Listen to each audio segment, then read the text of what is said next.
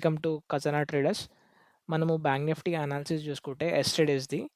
So market అనేది first of up trend వెళ్ళింది, fall అయింది and consolidate and up side వెళ్ళింది. మనం నిన్నటి అనాలిసిస్లో చెప్పాను, గ్యాప్ డౌన్ ఓపెన్ అయినా, ఫ్లాట్ ఓపెన్ అయినా, గ్యాప్ అప్ ఓపెన్ అయినా బై సైడ్ సెటప్ ఐడెంటిఫై చేయాలని చెప్పేసి.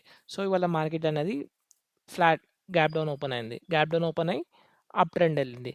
సో మనం ఈ లెవెల్లో అనేది మార్కెట్ మనం కాల్ ఎంటర్ తీసుకొని మన టార్గెట్ అనేది ఇక్కడ దాకా అచీవ్ చేసాము ఇవాళ entry by side.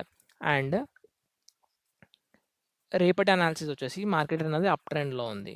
So up ట్రెండ్లో ఉన్నప్పుడు మార్కెట్ గ్యాప్ అప్ ఓపెన్ అవుతే మనము బై సైడ్ సెటప్ ఐడెంటిఫై చేయాలి. బై సైడ్ సెటప్ ఐడెంటిఫై చేసి కాల్ ఎంటర్ తీసుకోవాలి.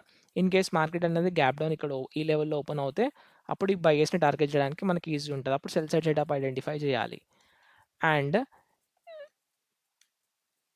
ఇంకొకటి, ఇక్కడ మార్కెట్ అనేది ఫస్ట్ క్యాండిల్ గ్రీన్ వచ్చిందనుకో, ఫస్ట్ క్యాండిల్ ఫ్లాట్ ఓపెన్ అయ్యి ఫస్ట్ క్యాండిల్ గ్రీన్ వచ్చిందనుకో, ఈ 57,200 బ్రేక్అవుట్ ఇచ్చేదాకా వెయిట్ చేయండి. ఇక్కడ పుట్ ఎంట్రీ తీసుకున్నాం అనుకో, ఈ బయర్స్ని ఈజీగా టార్గెట్ చేయగలుగుతాము. ఈ బయర్స్ని అండ్ ఈ బయర్స్ని ఈజీగా టార్గెట్ చేయగలుగుతాము.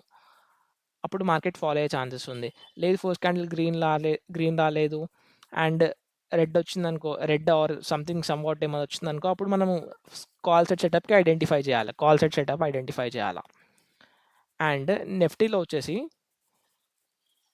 వచ్చేసి ఎస్టర్డే చాట్ ప్రకారం అయితే మార్కెట్ అనేది ఫాలో అయింది, కన్సాలిడేట్ అప్ ట్రెండ్ అయింది. బయ్యర్స్ని టార్గెట్ చేయలేమని చెప్పాము. ఫ్లాట్ ఓపెన్ అయినా, గ్యాప్ అప్ ఓపెన్ అయినా, గ్యాప్ డౌన్ ఓపెన్ అయినా ఈ బయ్యర్స్ని టార్గెట్ చేయలేమని చెప్పాను. అండ్ ఇవాళ మార్కెట్ ఏమైంది, ఫ్లాట్ ఓపెన్ అయింది, మంచిగా అప్ సైడ్ మూమెంట్ ఇచ్చింది. సో మనం ఇక్కడ ఈ లెవెల్లో పుట్ ఎంట్రీ ప్లాన్ చేసాము, కాల్ ఎంట్రీ ప్లాన్ చేసాము. సో మార్కెట్ అనేది అప్ సైడ్ వెళ్ళింది, మన టార్గెట్ అచీవ్ అయినాం ఇక్కడ.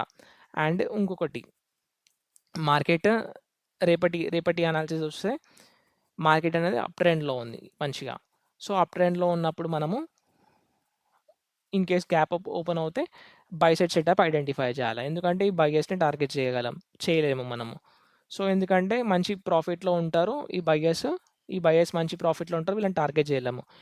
అప్పుడు మార్కెట్ అనేది ఇంకా మంచిగా మూమెంట్ అప్ సైడ్ ఇస్తుంది.